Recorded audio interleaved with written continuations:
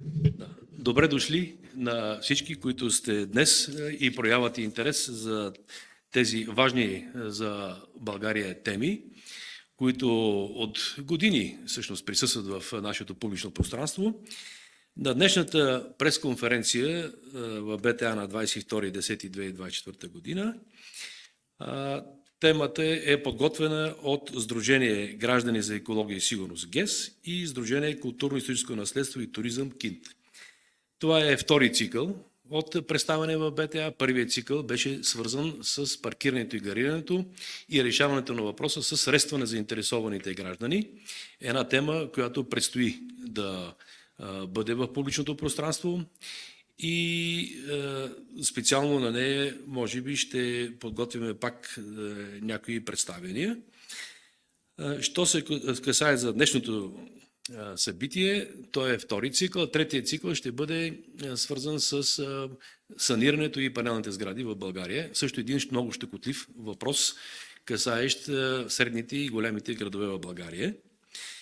Веднага искам да кажа, че нашите сдружения и тези експертни предложения, те са подкрепени от партия Български възход. Ние сме експерти преди всичко и сме обърнати към всеки един, който иска да подпомогне този процес.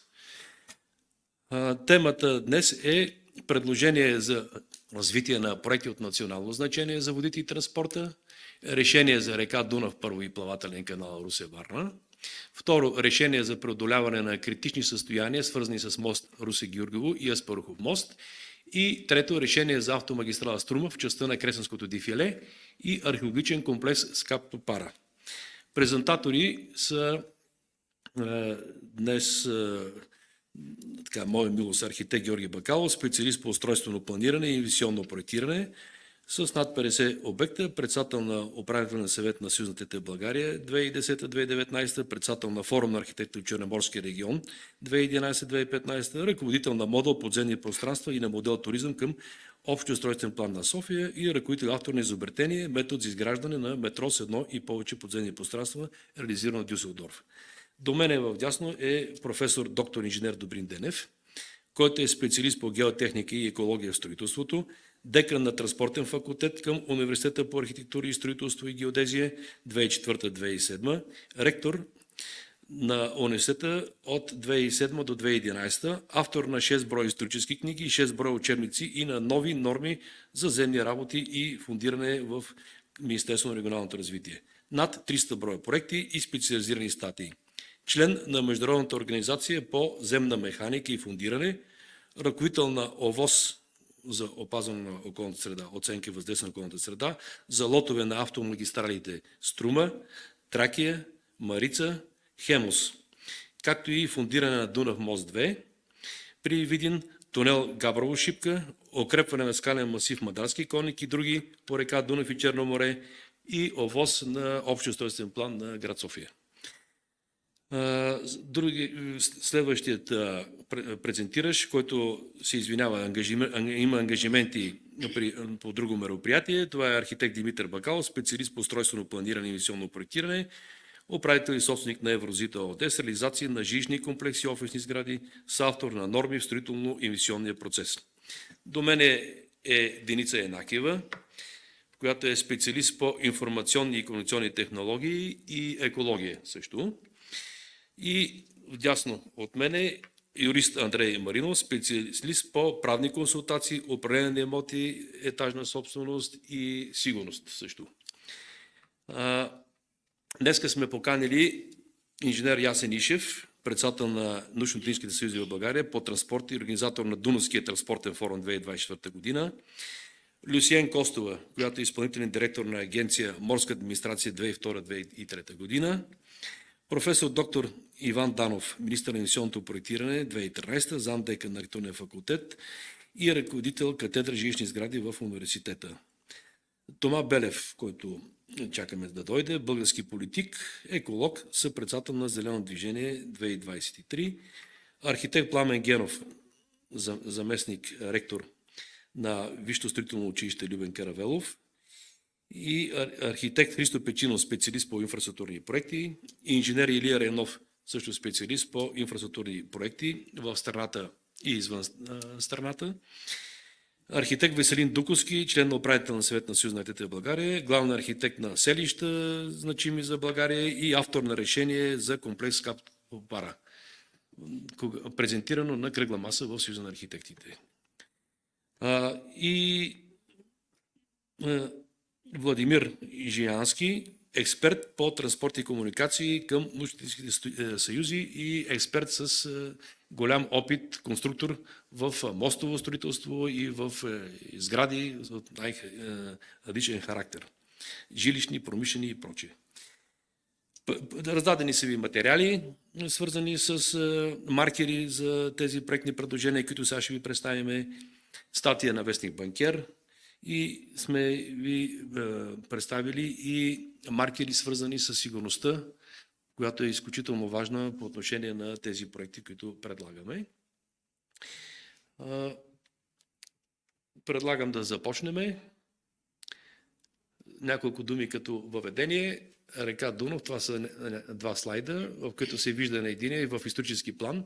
Река Дунав е и делител, и събирач, така да се каже, на активностите още от времето на Римската империя, може би доста преди това. Що се касае до България, в дясно слайда, там се вижда, че в римско време е предвиден даже и мост, който е функционирал, и използването на водите още от древността са определящи и за България по-настоящем. Това са два слайда, в които се вижда с жълто една елипса. Това е тапата Дунав между България и Румъния, тапа от гледна точка на транспорта. Връзката Дунав-Майен-Рейн и пристанище Роттердам сме ги презентирали с възможността да се направи връзка с Черно море и активностите на пристанищата за общ достъп между Черноморския регион и Европа. На този слайд вляво се виждат и връзката с Солунското пристанище и Оряхово-Бекет, което е една също трасе, и Русе-Варна трасето вдясно, и то като плавателен канал, който от стотици години, между другото, е бил като идея за изграждане още от времето на Османската империя, на Фердинанд, на Живков, и по-настоящем има решение на първа фаза в Европейския съюз за даване ход на този проект, и това ни кара в момента да акцентираме върху някои условия, които са много важни наистина, за да функционира този канал, особено в условията и на глобално затопляне. Естествено, тези решения са в контекст и на транспортните коридори в България, които ги виждате в дясно. И сега давам думата на професор Добрин Денев да каже нещата, свързани с неговия опит и компетенция, свързан с реката. Заповядайте, професор Денев. Благодаря. Добър ден на всички присъстващи. Преди да започна по същество моето изложение, бих искал да споделя нещо, което всъщност е известно.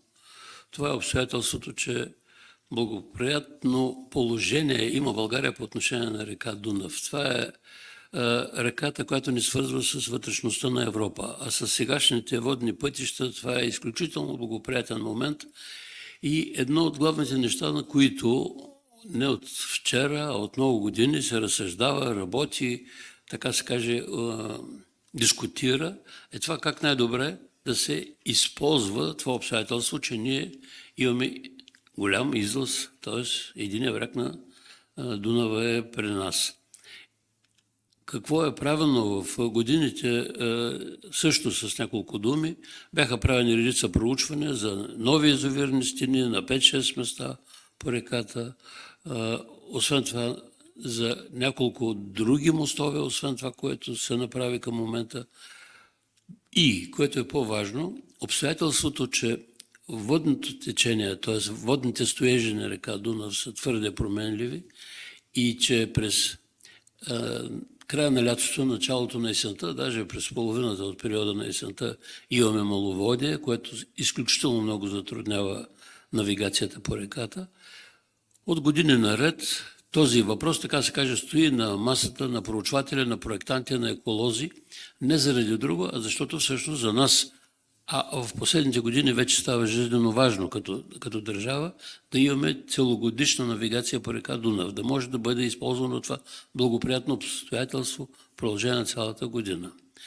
Защо започнах с това въведение? Защото всъщност нещо се прави по въпроса, но моето мнение е дълбоко, така се каже, в противоречие на това, което беше декларирано като решение от най-високо ниво, не заради друго, а защото всъщност онова, което може да последва от реализацията на такова решение, а то е продълбочаването на Дунава, т.е.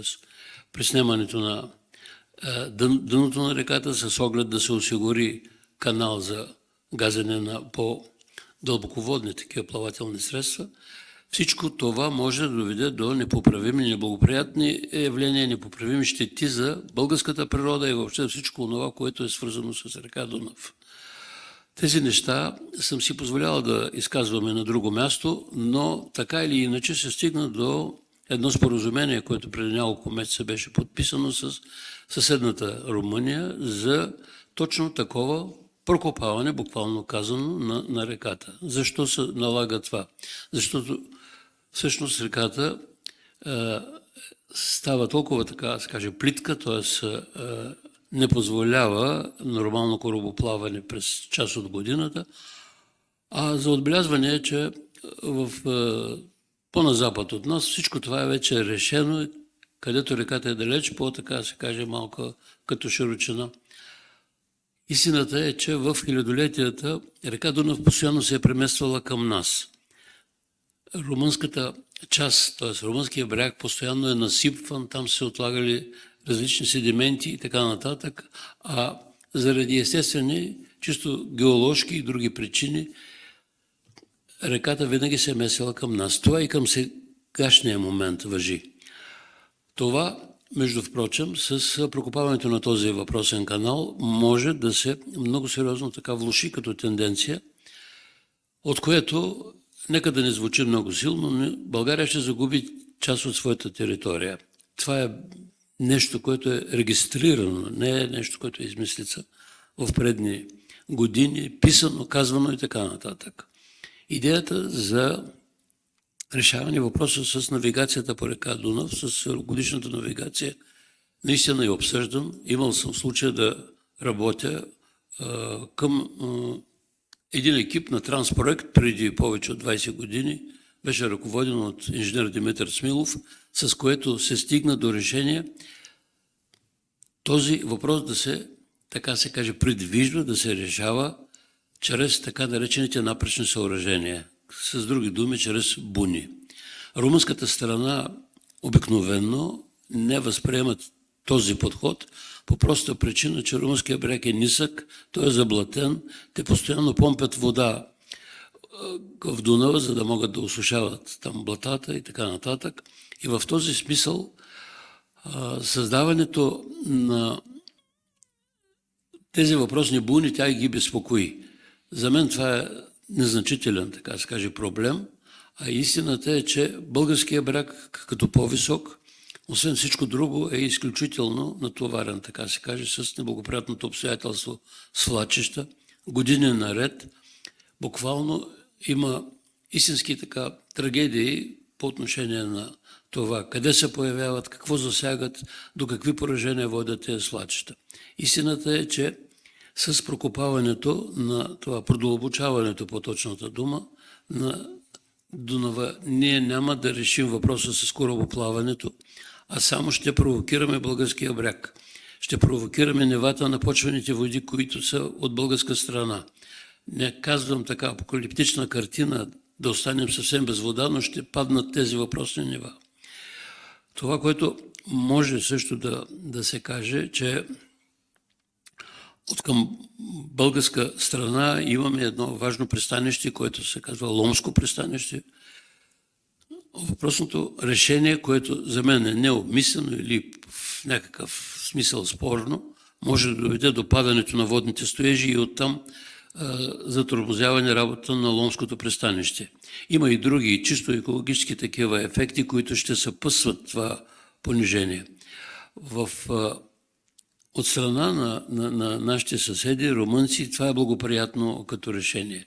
Но ние в случая трябва да разсъждаваме не от позиция на чуждия интерес, а на нашия българския. За съжаление, такова нещо се направи. В последната година ние сме свидетели на едно небивало, вече така се каже, явление, засушаване, което до голяма степен предопределя необходимостта от преразглеждане изцяло на така наречената Дунавска стратегия. Това, че в годините на демокрацията бяха направени някои неблагоприятни ходове, смисъл, унищожаване на напоителни полета и така нататък, е нещо, което все пак може да се подобри.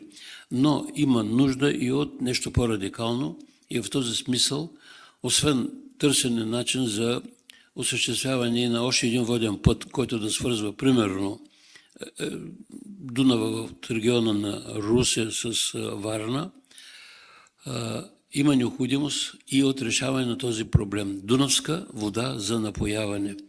Има едни неблагоприятни и те даже са така доста страховито изглеждащи като формулировка оценки и те не идват от някъде другаде, а идват от Европейската комисия, от европейски специалисти, че на дневен ред, буквално казано, е опустиняването на територията на Гърция, на България и на Румъния заради именно това маловодие. България се намира в една така наречена аридна зона, което означава, че количеството на валежите е по-малко от толкова, колкото Слънцето може да изпари. Това е неблагоприятно, т.е. ние задължително трябва да имаме иригация, трябва да имаме изкуствено напояване. От това зависи, така се каже, и благосъстоянието на нашия народ. Това не е нещо ново, но аз си позволявам още веднъж да го кажа, защото то вече се поставя с много по-остър акцент. Въпросът за използването на дунавските води за напояване, за плавателен път, което също така е нещо, което трябва, макар и много сложно, да бъде преосмислено и да се търси решение на този въпрос. Ние, разбира се, с природата и по други начини ще се опитаме да дискутираме, така в кавички казано, да кореспондираме, но има неща, които обязателно трябва да се направят в чисто строителен аспект. В този смисъл аз, буквално казано, ние всъщност препоръчваме тези въпроси не да се решават от една или друга политическа формация, не в интерес на този или онзи, в интерес на цялата ни държава, това да бъде поставено на обсъждане, тези въпросни идеи, защото всъщност става дума и за идеи, да бъдат на дневния ред на политиците, които те първо ще ръководят страната ни. Благодаря на професор Денев. Благодаря на професор Денев. Само да допълна на този слайд, в дясно горе виждате какво става, когато бреговете се обрушват в варианти на свлачища и така се каже заплаха за бреговете. Под него в синото виждате всъщност проучванията, които са правени преди 10 на години по европейско направление, за Оряхово-Бекет е случая, където няма 3D моделни изследвания. Те са правени, когато все още не стоеше така ребром въпроса с глобалното затопляне, но те са в основа на, така се каже, мотивиране на това, което се предлага днес. И в тази връзка, само да допълня, заповядайте, професор. Аз по повод на това, което е на екрана,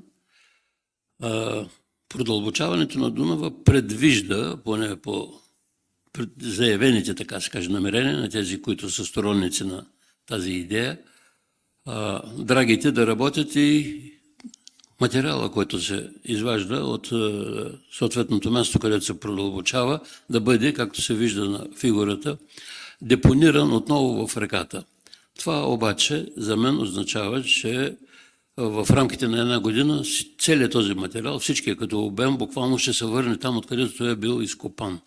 Това пък означава, че България, която е длъжна да осигурява водния път, ще трябва ежегодно, всяка година да извършва едно и също действие – продълбочаване, защото не може да има трайно оформяне на този профил, който там е показан на реката.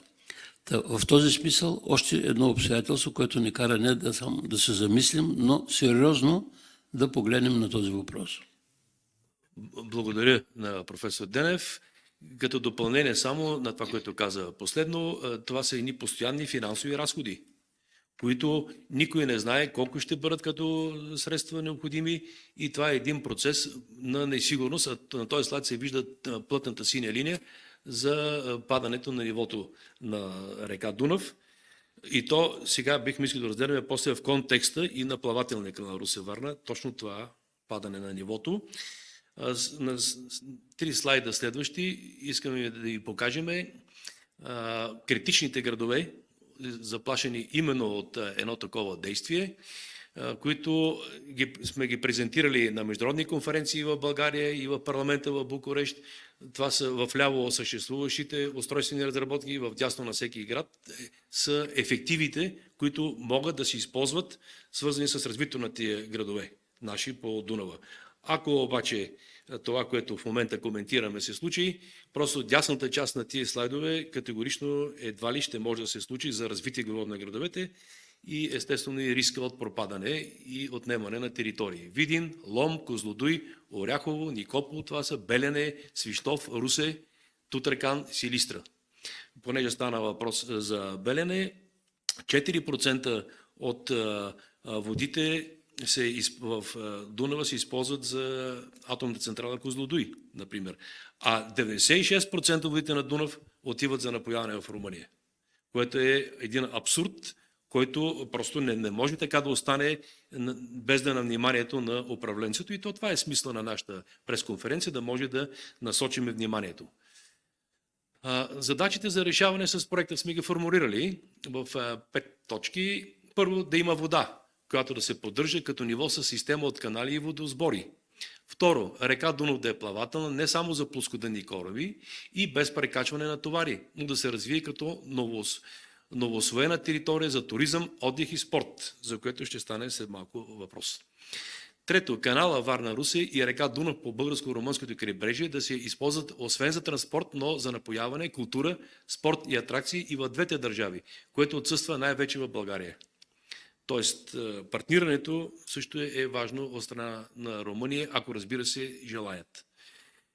Четвърто, да се намери гъвкаво транспортно решение за използване на съществуващия мост Русе-Гюргево, допълващо изграждането на втория мост, който така или иначе има решение за него, но ние считаме, че този мост трябва да има баражни функции и да може да бъде от полза и на канала Русе-Варна, когато се проектира. Той има само 3D идеи, но сериозните проучвания, които са от страна на Румъния, между другото, като водеща, не сме ги видяли. И да се анализират рисковете и последствията от досегашните недостатъчно обосновани и неблагоприятни за България ангажименти, свързани с река Дунав, и предложат срочно експертни решения за тяхното преодоляване. Това са тия 5 точки. На този слайд виждате идеята с червено, това е пътя, който е покрай Дунав, той още от римско време го има, а там с пунктир червеното, което е между Свищов и Русе, този път не действа и изобщо много пъти, за да се от един град да се отиде до друг на Дунава, трябва да се мине през магистрала Струма, което пак е един абсурд. Тоест, отделно има финансиране за велоалея. Не за път, който да е успореден на Дунава, както още от римско време го има, а за финансиране на велоалея. Още един парадокс. Този парадокс го казах на парламента в Букурещ, когато представяхме тези разработки с наши млади колеги, архитекти, урбанисти, инженери и така. Тук се вижда системата от канали, които трябва, според нас, да обвържат една такава система, за да може и плавателният канал да работи. Не искам да се спирам подробно на примерите, железни врата, да речеме, там са те, освен за баражи и за шлюзове, служат, когато има 2 нива на водите, но те са в система за поддържане на нивото и в частта, която е на запад от железни врата в Сърбия, там профилът на Дунав е между 50 и 100 метра, а тук при нас е 2 км разлято, изпръхва, попива и никаква идея за това да има плавателност.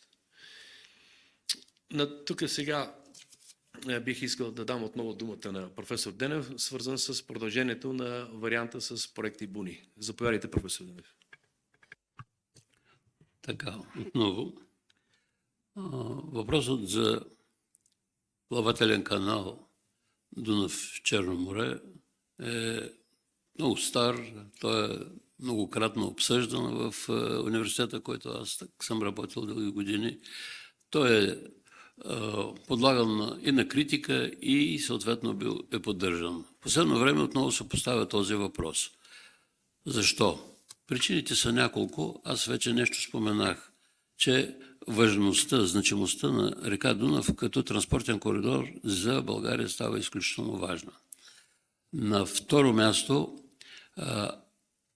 перспективата е огромен брой или твърде много, така да се каже, плавателни средства ще носят товари до българското черноморско крайбрежие, в частност до портовете Варна и Бургас. Защо? Защото една от най-перспективните линии за свързване на източните части така на Азия, съответно с Западна Европа, е да се осигури транспортен коридор, който да е по Черно море.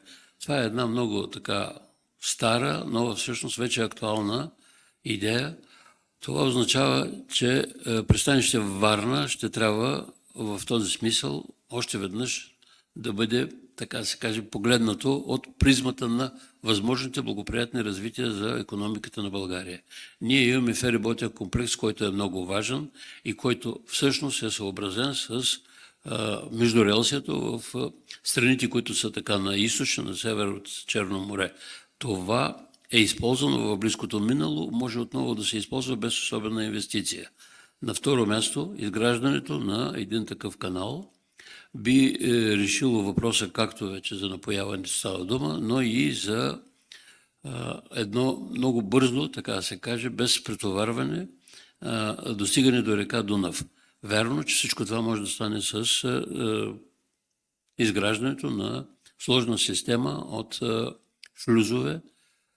На второ място трябва да се съобразиме с обстоятелството, че българската територия по отношение на чисто геоложката среда е богата на льосови почви, които имат така особеността при намокране, да имат специфично поведение и това трябва да се така отчете. Но във всички случаи перспективата ние да станем много по-така атрактивна територия за всички транспортни връзки изток-запад е съвсем реалистична.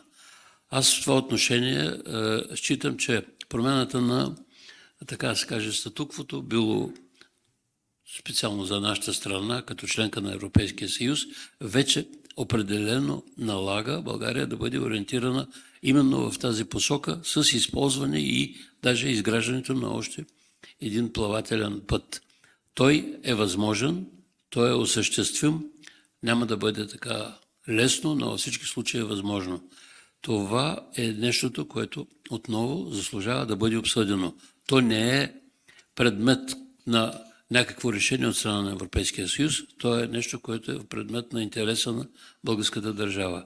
В този смисъл тази пресконференция е своего рода обращение към онези, от които зависи дали да се търси такава възможност, такъв път, защото той наистина така е осъществим, а това, че е обществено полезен, технически възможен и така нататък, е нещо, за което наистина можем да говорим, да обсъждаме, независимо от това какви мнения има, какви идеи се изповядват, какви възгледи така се защитават.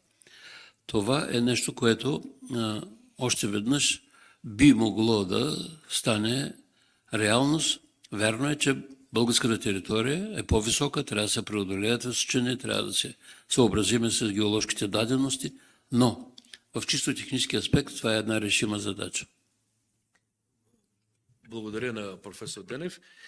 Само искам да върна слайда, в който се виждат плътната синя линия, където с решението с буни, както при черноморските градове, да речем и курорти, буните образуват пясъци, образуват територии, които могат да послужат за рекреация, за отдих и туризъм. Синята линия е вече по-висока, се вижда от монтираната линия на съществуващото ниво в момента, т.е. обратния процес. И бих само споменал тези точки, които изискват едно решение в тази посока. Първата е стесняване на напречното сечение на реката с цел преминаване на не само плоскодънни, а може би и тежкотоварни кораби, въпроси на разчети. Икономически по-изгоден вариант с еднократно изграждане и поддръжка, това също е важно, т.е. да няма постоянни разходи, отдалечаване на водното течение от българския бряг за защита от ерозия. Това е следващата важна трета точка. Укрепване на брега и предотвратяване на свлачищните процеси, запазване на екологичното равновесие, за което след малко Деница ще каже по-подробно. Не се изисква да има изместване на талвега, т.е. трасето на корабите на реката, и последно образуване по естествен път от реката на плажни ивици за отдих и спорт в Северна България като цяло. Ето на този слайд се виждат вариантите. В ляво се вижда разлятата Дунав, в следващия слайд се вижда как в горното течение и средното течение на реката се урбанизират край дунавските територии, включително за плажуване. Цветният слайд е в Виена и най-вдясно се вижда как се образуват плажните ивици с тези буни, където наистина те могат да станат едно средище за курорт и туризъм, за сега не е използван. Но по този начин се регулира нивото и се предпазва и български брег. Сега искам да дам думата на инженер Деница Янакиева, където да маркира екологичните мерки, с които може да се подобри състоянието, за което преди малко стана въпрос от инженерна гледна точка. Заповядай, Деница. Благодаря. Прилагането на екологични мерки подобрява транспорта по река Дунав и развитието на селското стопанство с напоителни и транспортни канали при спазване на европейските изисквания със съответните зони за природното равновесие по защитените местности в Натура 2000. Екологичните мерки за подобряване транспорта по Дунав и развитие на селското стопанство изискват напоителни канали при спазване на европейските условия, репер в европейско направление околна среда и превенция на риска е приоритетното намаляване замърсяването на водите. Този приоритет отразява мерките, свързани с интегрираното планиране и управление на речната зона, с набор от интервенции върху инфраструктурата и технологиите за опазване на околната среда, като пречиствателни станции, управление на отпадъците, канализация, пречистване на почвата, пречистване на водите и питейно водоснабдяване. Той отразява нуждите от инвестиции, модернизация, изграждане на капацитет и прилагане на обучителни мерки, доставка на техническо оборудване за ефективен контрол срещу замърсяването на водите на реката, системи за управление на околната среда на пристанищата в българския участък на река Дунав, Екопорт 8, интегрирано управление на водите, инфраструктурата за третиране и управление на отпадъците, както и набор от проекти, свързани с използването на водите на река Дунав за напояване. Проектиране и изграждане на инфраструктурата за отвеждане и пречистване на отпадъчни води на населените места с над 10 000 жители и поетапна подготовка за изграждането на ГПСОВ в населени места между 2000 до 10 000 жители в Дунавския район за басейново управление. Също така, подобряване системите за управление на отпадъците и възстановяване на нарушените терени и природните ландшафти. Благодаря. Благодаря, Деница, за тези изисквания, които са приети и на европейско ниво, те са приети и на българско ниво. Въпросът е да се случат. Сега искам няколко думи да кажа за плавателния канал Русе-Варна. Той е проучен стана въпрос в стотици години назад, като една идея, която не е могла да бъде осъществена, но сега е, може би, времето и момента. И неговото трасе, което също е проучено във варианти в годините назад, също считаме, че трябва с оглед на конкретиката днес и това глобално затопляне и възможността да се изгради една единна система между Дунава и плавателния канал и водите в Северна България, да може да се прецизира. Идеята е да може той да служи за поливане, да може да служи за транспорт и за спорт и рекреации. Преди малко ще стане въпрос след това. Тук сме на този слайд, виждате Плевен, Ловеч, Севлиево, Търново, Разград, Попово, Търговище, Шумен, Плиска, Мадара, Преслав, Провадия и Варна. И сред тези имена има и исторически много важни наши столици още от средновековието и преди това, които са включени в една такава система. На този слайд виждате как може с елементи, които са правъгълни елементи. Те са най-икономични от гледна точка на обезпечаване с земя, през която да може да се трасира и да минава този плавателен канал, да се използва разликата между нивото на Дунав и Черно море, да има естествено преминаване и да стане като център на една система за туризъм. Само да кажа за профила, който е правилният профил. Преди, може би, някъде към 80-те години имаше разработка на промишлено строителство, на която всъщност това е всъщност държавната организация, която всъщност има такава разработка за големи канали с глобяеми елементи, с които да се направят плавателни канали, не само за напояване, а и за транспорт на по-малки или средно големи съдове. Тези разработки ги има, просто трябва да се изтупат от праха. Ние нямаме претенции да открием топлата вода, но имаме претенция да насочим вниманието към онова, което може да бъде полезно днес и утре. Така че тези проучвания са направени с включване с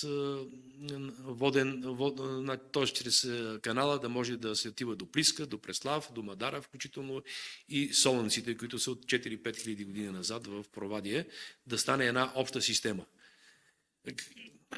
Това, което виждате на този слайд, е всъщност тези комуникации и връзки, които касаят историческото наследство, което също е много важно от гледна точка на комплексното третиране на този проблем. Разбира се, това са солниците и те се посещават постоянно, но какво е много важно? Самите исторически обекти, сами за себе си, те са отдалечени от транспорта. И трябва специално да се отива, ученици, да речеме, туристи и прочее. Когато обаче тези исторически обекти са свързани с една единна система за транспорт и комуникации, те са вече, така да се каже, добавка към интереса, свързан с, и ще стане по-нататък въпроси за магистрала Струма, те са вече предпоставка за развиване на този интерес. А не да бъдат едни острови, на които културни е вярно, с голямо значение, но не се посещават, както ние бихме искали и да носят доходност.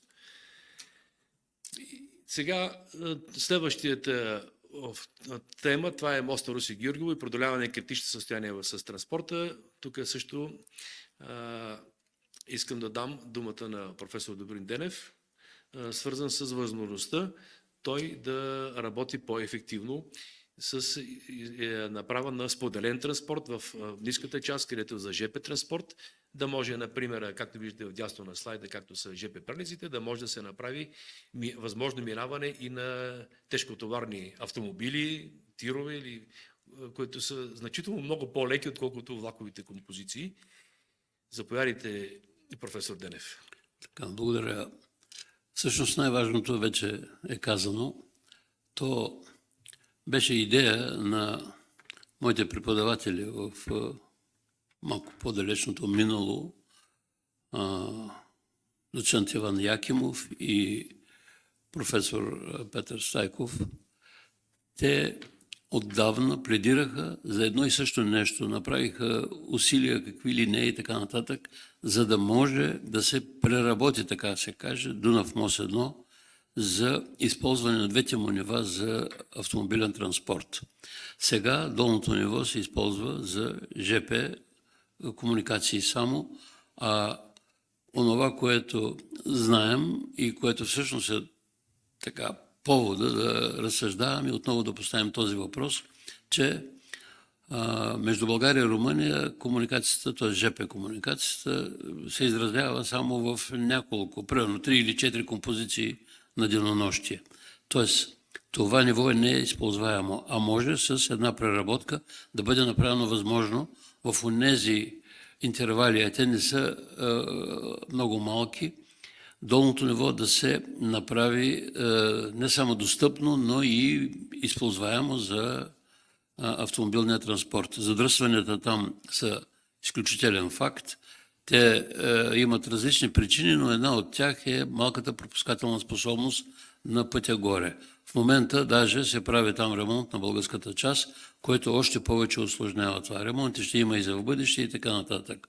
А възможността да се направи така, че и долния път, т.е. там където е ЖП линията, както по улиците тук се вижда в този кадър, може и трамвай да се движи, това сме така наясно, и автомобилен транспорт да се осъществява, това нещо може да се използва. Това не е в ущърб на никого, това е нещо, което с малки усилия може да се направи, това е нещо, което всъщност неразбираемо за мен се подминава от страна на онези, които се занимават с тези въпроси, които отговарят за транспорта и така нататък. Истината е, че може би от едната страна на Дунава не проявяват такъв интерес към всичко това. За тях е по-важно да се направи още един нов мост. Там на румънска територия има един малък, да го наречем, мост над една река, което много мощната в икономическо отношение държава Румъния. Не разбирам защо не желая да ремонтира или пък по някакъв начин използва претексти за това. В този смисъл не използването на едно от двете нива на Дунав мост 1 е нещо като шанс да се реши въпроса с задръстванията там. Това може да стане ремонта, за който говоря, в рамките на не повече от една година. Не повече. И веднага би облегчило, така би казал на 100%, онова, което днеска ни затруднява. Надявам се това също да бъде чуто, надявам се в това отношение, защото то не е моя идея. Аз си позволих тук да интерпретирам чужди, така да се каже, послания. Хората не са между живите, но тази идея е жива и трябва по някакъв начин да се осъществи. Дълбоко съм убеден, че това ще бъде от полза за всички, включително и на нашите приятели от северната страна на Дунава. Няколко думи за Спорухов мост, ако обичаш, професор Денев. За Спорухов мост няколко думи. На този слайд се вижда моста и като експерт, специалист да каже как според тебе би трябвало да се действа.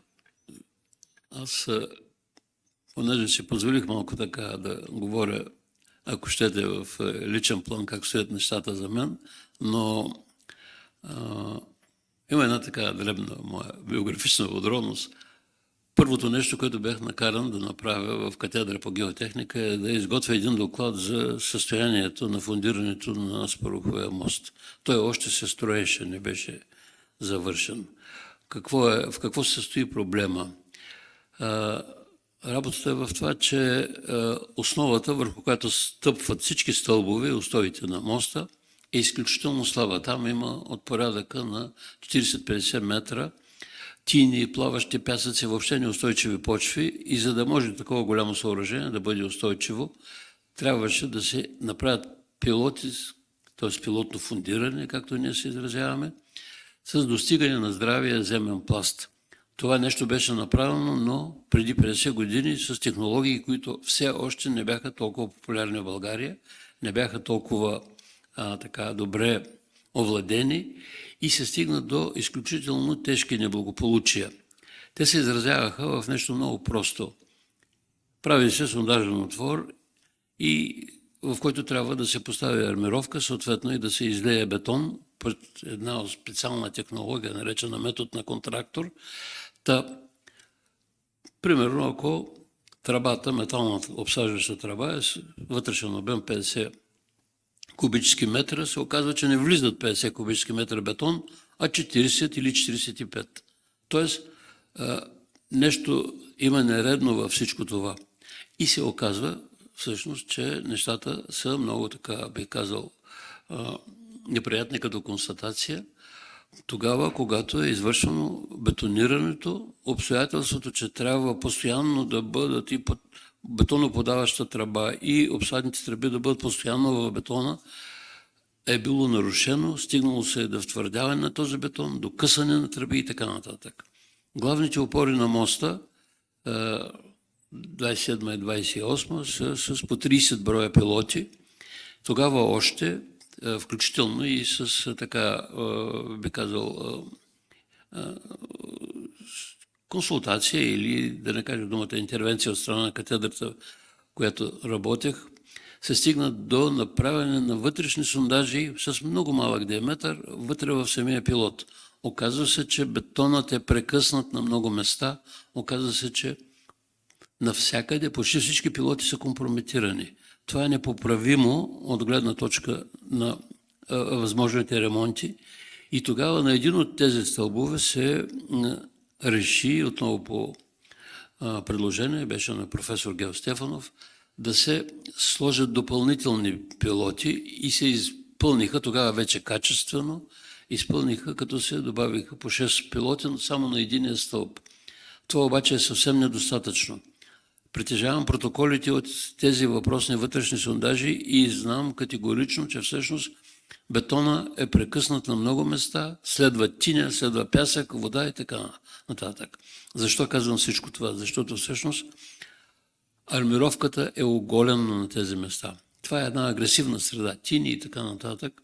50 години вече тя настъпва. Никой не знае какво е състоянието на моста. В един момент той може да покаже не само деформация, нещо по-неблагоприятно. Това, най-общо казано, този изключителен като постижение за нашата инженерна мисъл мост, защото като връзна конструкция той е чудесен. Това е едно съоръжение, един колос на глинени крака. И един прекрасен ден може да се случи най-нежелателното. В този смисъл все още е възможно да се вземат мерки. На това сме уведомявали и Министерство на транспорта, и Агенция пътища и така нататък.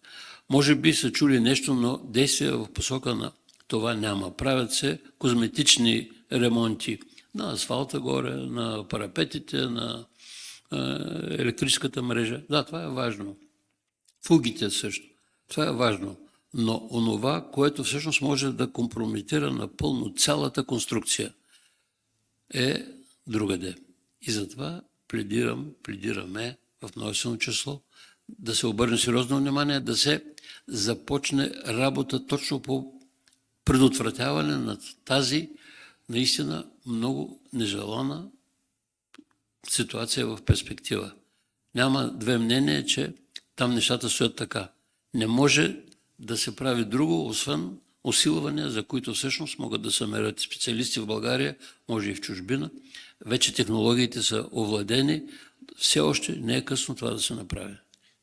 Благодаря на професор Денев. Само да допълня, че оправданието, че сега земетръсните условия и конструктивните изисквания са по-различни от тогава, всъщност е нещо, което не върши работа, а с него политиците излизат.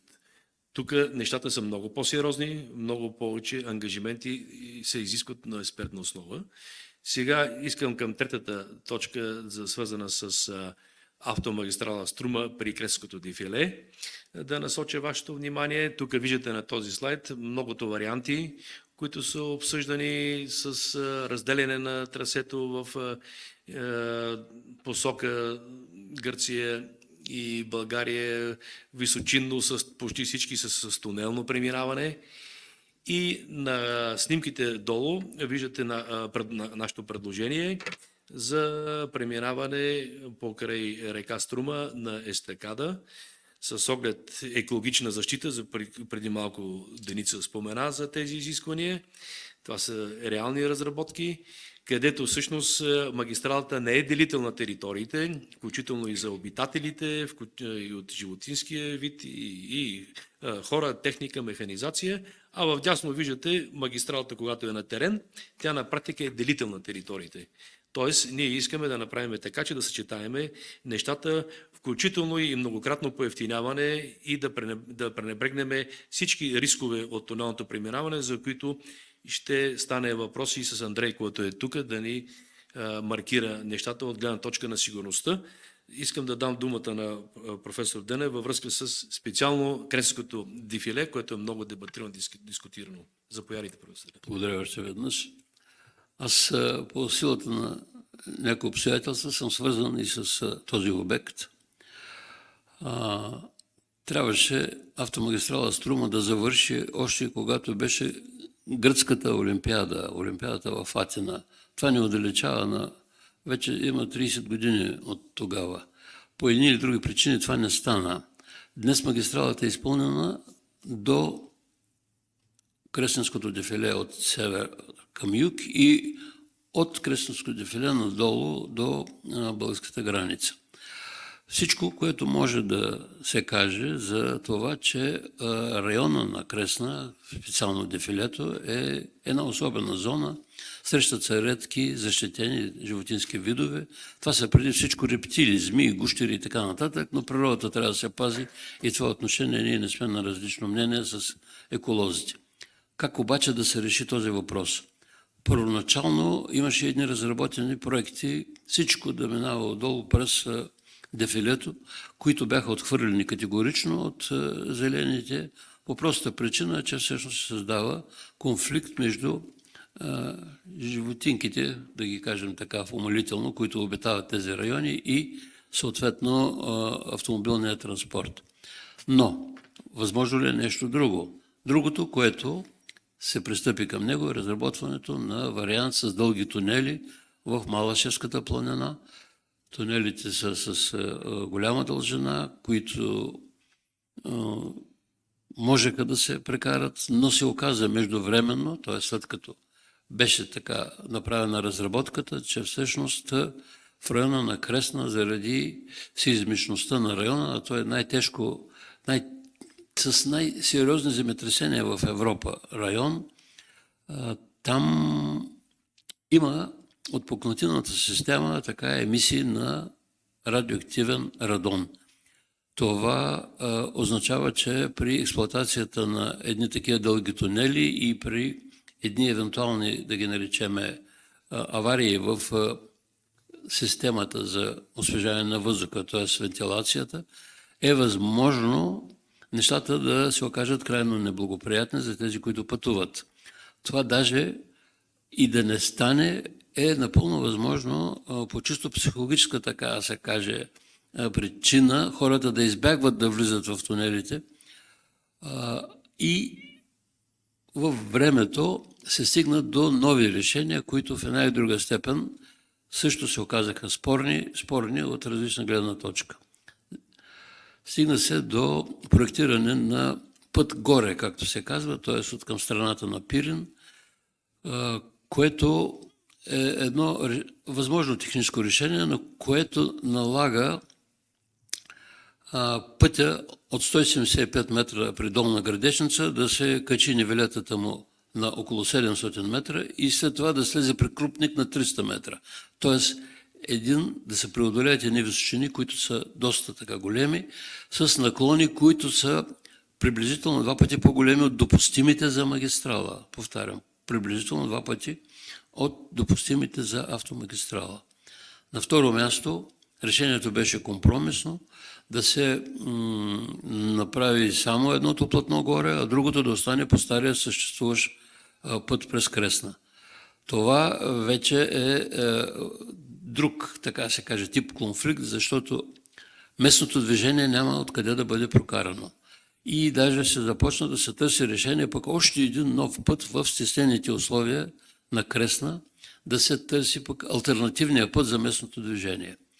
В случая ние разбираме много добре и страната на природозащитниците, разбираме много добре и тези, които искат обязателно българска държава да има една завършена магистрала Струма. Предлагаме нещо, което може би и други да са го мислили, но то става вече все по-актуално. Има световен опит в това отношение, не е нещо измислено тук на местна почва, да се мине на естакада. Това е дълъг, да го кажем по друг начин, дълъг мост на неголяма височина. Свободно движение на всички животински видове, които са там под моста, страни от него и така нататък. Няма да се нарушават местообитания. На второ място, старият път ще остане за местно движение, защото там има и заведение, има обработваеми територии, има поминък някакъв и той не може да бъде пренебрегнат. В този смисъл комбинация между къси тунели и естакада е напълно възможно решение. Все още не е късно и това да бъде предвиждано напред, най-малкото, защото няма даже и така утвърдена идея какво да се прави с второто платно. Това е възможно. Има примери и в това отношение ние можем да ги покажем, а може би и те да се знаят. Магистралата да мине, така се каже, над терена и в никакъв случай да не създава проблеми от екологическо естество. Да, там е в най-тежкото в сеизмично отношение място в Европа. Там в началото на века са станали опустошителни земетресения, не едно и две. Там може да се направят съоръжения, но те трябва да бъдат лесно ремонтируеми. Всъщност, проектът на пътя горе, както го наричаме, е такъв, че той е с много голям, най-голям отвор. В най-тежката сеизмична зона в България мост с най-голям отвор се прави. При положение, че здравата почва, където може да се фундира на 50 метра надолу. Всичко това може да доведе до изваждане от строя на едно такова голямо съоръжение с повече от 300 метра отвор и не само то ще бъде построено бавно, но в един момент може да се каже абсолютно неизползваемо. И какво означава, че инвестиция за милиони левове, големи очаквания от страна на българското общество и накрая отново трафика да мине долу. Бих казал и още нещо. Специфично място е региона на Кресненското дефиле. Изключително красив. Струва си и да се пътува, и да се гледа, и да радва окото. Но има и нещо друго там, на високата част, в полите на Пирин планина. Всичко са, казано на геоложки език, стрити зони.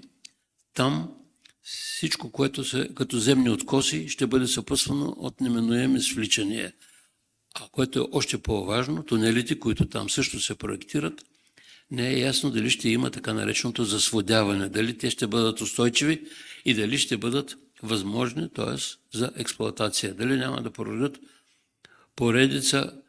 безкрайна поредица от ремонти, от поддържане, което все още не е ясно какво е, защото геологията не е достатъчно добре проучвана и определен риск, аз го казвам без да акцентирам много на тази дума, но тя е риск, е и изграждането на пътя горе. Все още, и това не е късно, ние отдавна обсъждаме този въпрос за себе си, аз съм наясно и защитавам тази теза. Възможно е в дефилето, но без нарушаване на природата, без нарушаване на местообитание, без нарушаване на миграционни пътища, да се стигне до това да се направи естакада. До сега можеше да бъде направена няколко пъти, не е чак толкова скъпо, най-скъпия вариант е с дългите тунели, а онова, което тепърва предстои да се прави горе, даже знам, че има сключени договори за строителство и така нататък, е нещо, което е заредено с неизвестност. Благодаря. Благодаря на професор Денев за маркиране на проблематиката. Това, че има договори и търгове преминали, мисля, че би могло да се урегулира, когато има желание и готовност от управленците. Естествено, всеки си гони своите интереси, и строители, и проектанти, но По-важното е да маркираме заплахите, рисковете, за да може да се търси едно обективно решение. И в тази връзка също искам да, преди да коментираме за археологията в СКАП Топара за Покровник, да дам думата на Андрей именно във връзка с заплахите и свързаните с тези разработки, не съвсем допроучени. Имало е много обсъждания на най-различни нива, преди всичко само политически повечето и така.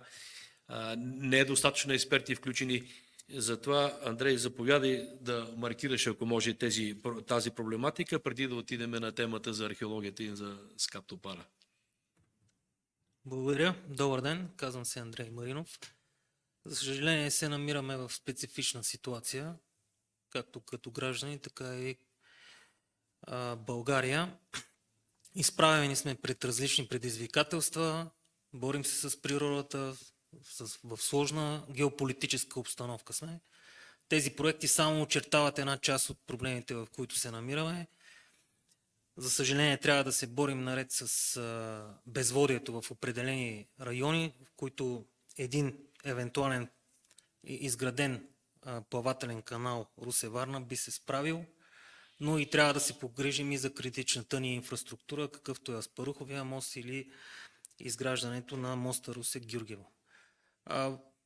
Създават се едни предпоставки, в които започват да текат процеси и се нанасят щети по различни направления. Страда бизнеса, разбира се, в това отношение. Страдат гражданите, страда и самата държава, когато не се вземат адекватни мерки и на време. Съответно, такива проекти не се реализират, проблемите отлежават, настъпват съвсем различни последствия във времето, когато не се поддържа инфраструктурата. И за съжаление, както току-що споменах, когато се намираме и в геополитическа обстановка като тази, трябва да мислим и за националната сигурност. Изграждането на един тунел в Кресненското дефиле ще създаде предпоставки за нанасене, за организиране на различни мероприятия, като например терористични актове, които могат да нанесат много сериозни щети както на самия обект, така и да доведат до различни други последствия. Създаването на магистралът, както посочи и професор Денев, е едно благоприятно решение да се предотврати такъв проблем. В България имаме много и различни обекти по своя характер от критичната инфраструктура, за които трябва да се полагат изключително много грижи. Независимо от това, разбира се, това не се случва като дългосрочен процес и се налага да се обръща внимание все повече и повече на такива процеси, на такива проекти, като гореизброените. Благодаря ви. Благодаря, Андрей. Сега искам да минем на следващата тема, която е свързана с археологията в близо до Кресненското дефиле. Това е точно територията между Благоевград и село Покровник, където бяха големите разкопки, свързани с селище от римския период, ранния римски период. И ако някой от вас са гледали филма, който ги има в интернет за посещението на нашето правителство, тогава 2018 година на терена на место, с 5-6 министра, начело с премиера и археолозите, които показаха на место нещата, които са се случили от разкриването. Всъщност главният въпрос беше, какво ще правим сега? Какво ще правим сега? Значи, ние считаме, че такъв въпрос не би следвало да се задава, а да се обръщат към специалисти, експерти, които да предложат съответните решения. Тук е архитект Веселин Дуковски, който всъщност е предложи едно много разумно решение на кръгла маса, която организирахме 2018 година в Съюза на архитектите в България. Ние сме ви дали материал от извадки от вестник Банкер. За този период на тази кръгла маса бяха събрани всички представители, строители, инвеститори от Министерство, от научно-технически съюзи, от нашия висше учебно заведение и се взе едно такова решение да подкрепиме предложението на архитект Веселин Дуковски, което той може и по-подробно да каже, но за краткото време, което имаме, само иска да маркирам, че след което имаше срещи, той вече организира срещи в Министерство на културата, Боил Банов тогава като министър, направихме срещи в Благоевград с Камбитов, тогавашния кмет, с областния управител, с представители на неправителствени организации на место, които задължително от региона искаха да се запази археологията, което е изключително ценно и важно. А магистралата, сега ще видите как в лявия слайд, как забива директно в една трикорбна голяма базилика и се вижда и мащаба. А най-вдясно с червено виждате това предложение. То е предложение, което не знаеме защо не се вземе предвид. Тогава на филма, който го има в интернет, тогава господин Борисов каза: ми какво да правим? Да окачиме на въжета ли централата? Това предложение, което според нас би следвало да се следва, това е подобно на рингбол на Южната дъга на София, където на колонада с 4% наклон за магистрала, 100 метра отпред и след това, като разстояние, да може това, което отдолу с кръгово кръстовище, да обхване всички посоки, да е защитена самата археология и да стане един комплекс, който да послужи за местния среден и малък бизнес в региона Благоевград, за да може общината да даде възможност със средства на заинтересованите граждани от бизнеса, без разходи за държавата, без разходи от бюджета, да може да се направи един комплексен крайпътен обект, такъв подобен, който преди години бяхме планирали за дофинансиране на магистрала Марица. Точно. Който иска да се закачи, който иска да се включи, да плаща. И по този начин да се облегчи държавата. Тоест публично-частно партньорство в така чистия си смисъл. За съжаление, тогава се взе решение, инженер Глосов беше председател на Агенция пътна инфраструктура, да се мести, да се транслират тези археологически разкопки, успоредно на тяхното местоположение, до магистралата и прочее. В момента комплексът е, за да се обслужи, той трябва да се обходи на голямо разстояние, няколко километра, да се завърти и изобщо обсъжданията дали да не сложим един фургон търговски от страна на общината. Всичко това, извиняваме се, но е несериозно. След като няма един комплексен архитектурен проект, който се прави заедно и с пътните инженери. И от тази гледна точка сме показали точно там, където е трикорбната базилика, в дясно покритието, което е направено. Оградено е, никой не го посещава, охранява се от строителната фирма. Изобщо, извинявам се, но пълен хаос от чисто управленска гледна точка. Дали, Веско, има нещо да споменеш от тази гледна точка? Заповядай. Здравейте на всички. Съвсем кратко ще обясня. Това е подход, който е 100% градоустройствен, който липсва в годините на прехода. Не се разбира за успокоение, може би, на управляващи, които и да са те, от която и да са партия, и сред архитектите градоустройството много малко е процента хора, архитекти, които разбират значението. В случай е приложен точно градоустройствено решение в пълния му смисъл, като до сега се мислено само магистралата, минава оттам и това е. Провокацията дойде от откриването на археологическите находки в там. Решава се предложението, което направиха с Архимед Бакалов. Няма да го обяснявам, защото този въпрос е вече по-специализирано, но има писмено, може да ви го раздаде Архимед Бакалов, изключително огромен списък от възможности там да се ситуират от всички градостройствени елементи, търговия, обслужване, каквото и да е. Решава проблеми и транспортни, всичко. Просто това е две страници. Страница и половина. Опонентите бяха сериозни. От АПИ щяло да се забави магистралата. Виждаме какво стана.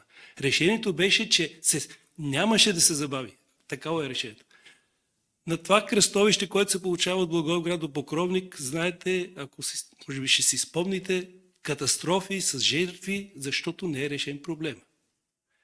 И това всичко това решаваше просто, което най-много акцентирам, показва се какво значи да подхождаш градоустройствено при решаването на тези проблеми, а не архитектурата е след това.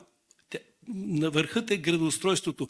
И малко повече за обяснение, наложи се в България една друга специалност — урбанизъм, която обаче, за разлика от Западът и развитите страни, урбанизъм и градоустройство едно и също, при нас е различно. Урбанизъмът е политическа формация, която обслужва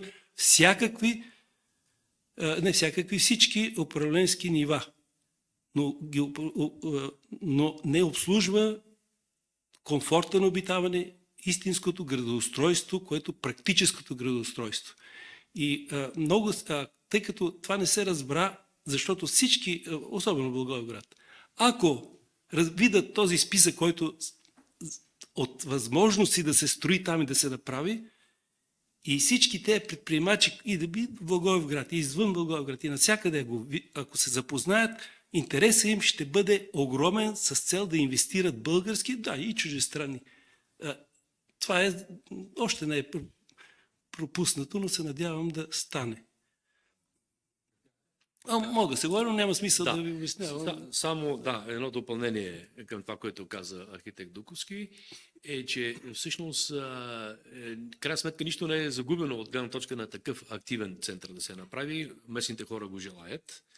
Въпросът е, че държавата счита, че си е свършила работата, а най-големият парадокс е, че неправителствени организации, които бяха справили за една година магистралата тогава, имаше много разправи, скандали и прочее, почнаха да се обръщат към нас, Съюза на архитектите: ама, колеги, вие ни излагахте.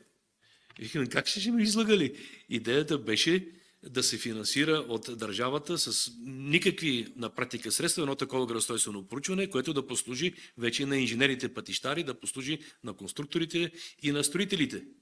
Това и парадоксът е, че ние постоянно търсиме и предлагаме, но никой не обръща внимание, сякаш се страхуват от експертните заключения управленците.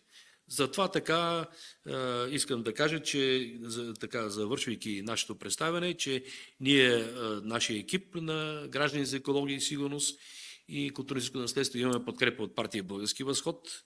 Днес, както каза Христо Мутавчиев, приятел председател на Съюза на артистите, днеска добър ден да кажеш, това е политика, но въпросът е не да се политизира. Ние се обръщаме към всички, които биха могли да подпомогнат тези процеси, свързани с държавата, свързани с държавността, свързани с възможността да живеем в по-добра ситуация, всичко да се планира и да бъде използван потенциал и на по-възрастното, и на средното, и на по-младото поколение, за което още един път благодариме за търпението и сме готови, ако има въпроси, да отговориме. Заповядайте. Инженер Илия Райнов. Въпросът ми е, все пак някаква идея има ли, колко би струвала една такава идея като канал между Русе и Варна? Предварителните разчети, свързани и с обвръзка за поддържане на постоянно ниво, сочат и естествено мерки с и Дунава като поддържане ниво за средни и по-големи кораби за около 4 милиарда евро. Да, благодаря. Заповядайте. Други въпроси има ли? Само да допълня, тази сума на практика би се изплатила в рамките на около 4-5 години от транспорт на средства, включително от туризъм, включително от възможността да се възстанови поливността на нашето селско стопанство. Всички знаете, че в годините назад, през тези 30 години, масово тръбите бяха унищожени, металните тръби бяха изнесени за скрап. Всичко това е в ущърб на нашето икономическо развитие.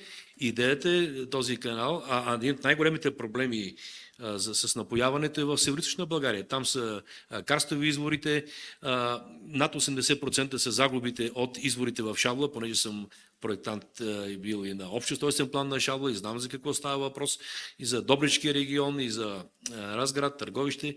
Това е голям проблем и за промишлеността, даже не само селското стопанство. А да не говорим, че на пазара във Виена в момента има български щандове, където изнасят по Дунава пресна стока.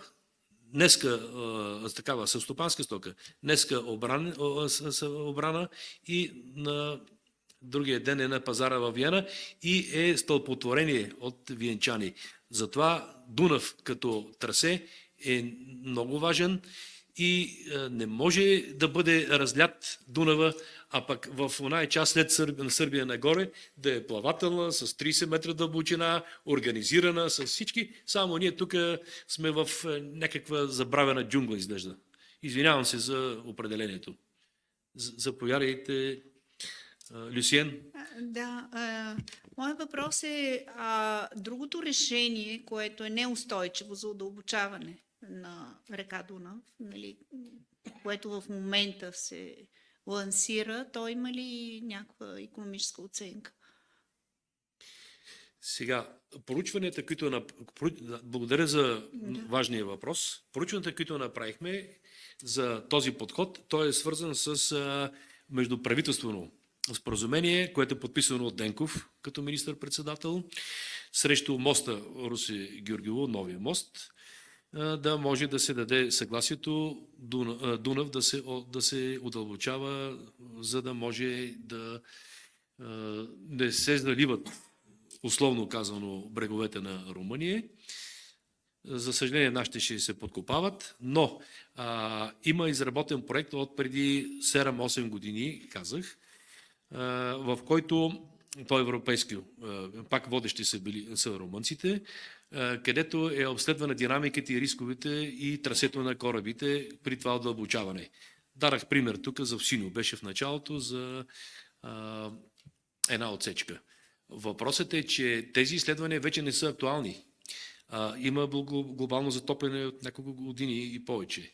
Те не са изследвани като 3 модел. За съжаление, лабораторията в Университета по архитектура и геодезия, лабораторията, която прави моделни изследвания в 3D, тя не работи на практика. Няма кой да даде минимална сума, за да може това да се види, да се обследва наистина реално и пространствено, а не само така скоростно, каква е водата, през кой сезон и прочее. Да не говорим, че баражите, които трябва да се изградат, също са свързани с поддържането на нивото и възможността за шлюзове, където ако се налага. Но по естествен път денивелацията позволява към Варна наистина тази вода да се отече, без да се притесняват и от Силистра, да речем, там също има такива обсъждания за бараж.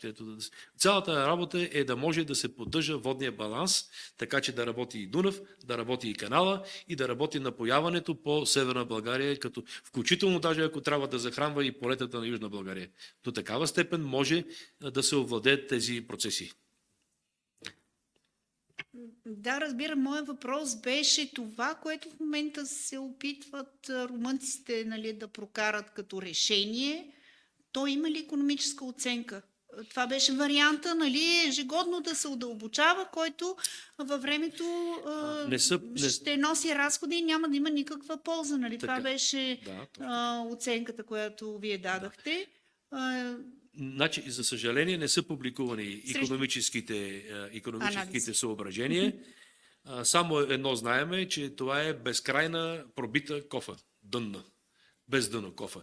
И то говорим за разходи за милиони средства.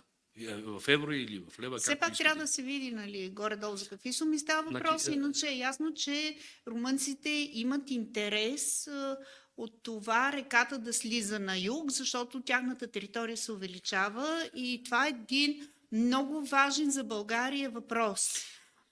И аз съм си мислила, че трябва да се разгледа и възможността ние да предоговорим условията за границата между България и Румъния. И ако така повдигнем въпроса и на европейско ниво, тогава румънците ще имат интерес, нали, да удържат коритото на река Дунав. Защото иначе, ако ние сложим една фиксирана граница, кажем, добре, нали, минаваме по средата на река Дунав към днешна дата и това е нашата граница. След 10 години, след 100 години, нали, река Дунав ще бъде българска. Тя няма въобще да минава през Румъния, нали, при такова движение на реката на юг.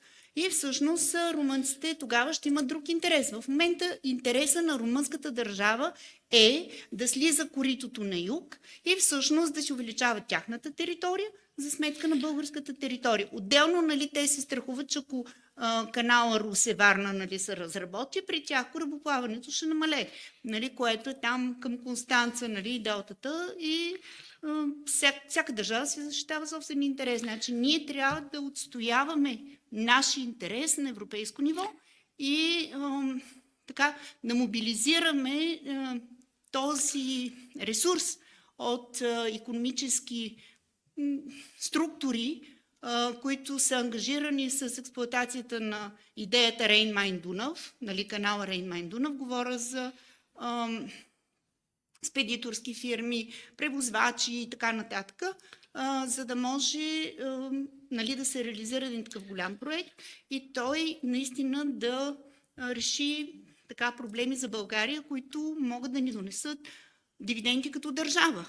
Защото в момента Дунава наистина тук е забравен като проблем или като възможност по-скоро. Да. Нали, в нашата транспортна политика това беше разработвано по време на социализма с РОРО превозите, с развитието на дунавските пристанища. Сега нещата са в голям застой. А румънците си движат интересите и разбира се, това нас не ни облагодетелства. Така, веднага исках да кажа, че имаме едно съображение малко в обратната посока, Люсиен. Люсиен Костова, като бивш изпълнителен директор на Агенция Морска администрация, е наясно с тези проблеми и въпроси, свързани с корабоплаването, но не случайно върнах слайда, в който се виждат буните в дясно долу цветното, което виждате като решение. Той еднакво добре обслужва и двете държави. Защото първо Дунава ще стане не 2 км, а 150 метра, както е от Железни врата Сърбия нагоре към Европа, първо. Второ, ще отпадне заплахата за нашите градове и проблемите с обрушване и с свлачищата. Трето, ще може наистина да стане плавателна в тази си част Дунава и да обслужва и двете държави, което не значи, че от Констанца няма да се ползва или от Варна няма да се ползва. Това е въпрос, който не би следвало да, независимо, че има конкурентност среда, трябва крайна сметка да се търси баланс на интересите и това считаме, че е важно. Тоест, ние имаме решение за Румъния. Тоест, тя също има интерес да има плажове, също да има курортни зони, също да има туризъм, също да има подсигурен транспорт до Роттердам, да речем, и с Централна Европа и прочее. Това трябва да се постави коректно и ясно в разговорите и в това. Другия вариант е, виждате го в средата слайда, ние да направим буните и тогава ще се залее Румъния. Ако искат, но ние задължително трябва да си решиме нашето укрепване. Това имам предвид. Ние трябва да си защитаваме нашия интерес, ние трябва да си направим буните, а нататък нека да ги залее и тогава те ще си направят техния бряг, нали, и ще си вземат техните мерки. Защото в момента, пак казвам, техният интерес е да няма от българска страна укрепване, за да може реката да слиза на юг и на тях да им се отварят територии. Естествено, географски те трябва да направят много по-големи инвестиции, Не. за да си устроят пристанища на Дунава. Говоря, нали, тъй като при тях по различен начин върви Така, реката. разбрахме, Но това е мобилизация на Като става въпрос за пари, българските като организации, става на въпрос за българската пари, държавност. пропадането на български бряг просто не може да се устойности. Категорично Това съм не може да се съгласна. устойности. Това са невъзвратими и огромни разходи за Да, България. села пропадат. Аз познавам Не само и градовете. Урсоя, Цибър Пристанищата не могат да се ползват да, така. абсолютно. Добри Денев иска да каже само нещо, преди да приключим. Само една добавка в продължение на това, което казвате. Преди няколко години твърде много се обсъждаше идеята за един път север-юг, три морета и така нататък. Той, между другото, се работи, но благодарение в кавички на нашите съседи от север, той се води като Вия Карпатия и завива, отива на Констанца, а не през наша територия. Слава Богу, Гърция беше привлечена за този проект, но той някакси в момента не се обсъжда, защото истинско, така да се каже, движение в посока север-юг може да се осъществи само минавайки през нашата територия. Преди доста време, понеже така имам отношение към този обект, Дунав мост 2 Видин Калафат беше построен след така положително решение от страна на румънска страна, но те се съгласиха само на един от 10 варианта, което фирмата Александър Гип даде. Това е там, където е между Видин и Калафат, там където Дунав тече от изток към запад. Точно на това най-неблагоприятно място. Те си гонят интереса и никой не може да ги упрекне, но нека в случая да кажем, че ние също имаме интерес. Не разбирам как така ще поставят въпрос за третия мост на Дунава, т.е. условие при този мост да се удълбочи Дунава. А те нямат ли интерес от този мост да поставят условия на България? За жалост, значи тук не беше постъпено много дълновидно, дано това да не е окончателното решение. И заключавайки вече, само за да приключим този дебат, за което благодариме за възможността и за присъствието, да кажа, че стана въпрос за Триморието и за този свързан с политиците въпрос. Оряхово-Бекет, мост, който ние сме заложили по принцип и считаме, че е много правилно да се заложи, да направи връзка с Солунското пристанище през Струма, с магистрала Струма, е една много добра възможност. Той всъщност съкращава и трасето през Румъния, съкращава и трасето до Средиземноморие, но това вече е свързано с по-глобални интереси. Но ето виждаме как интересите на Румъния, на България и на Гърция могат да бъдат хармонизирани, могат да бъдат вписани и нещата да се случат в полза на всяка една от държавите. Но трябва да се говори, трябва да се разяснява и да не се отива само на чисто политическо говорене. Тоест, експертите са тези, които могат да бъдат полезни и това е смисъл на нашата пресконференция, с която закривам, ако нямате нищо напротив. Благодаря за вниманието на всички.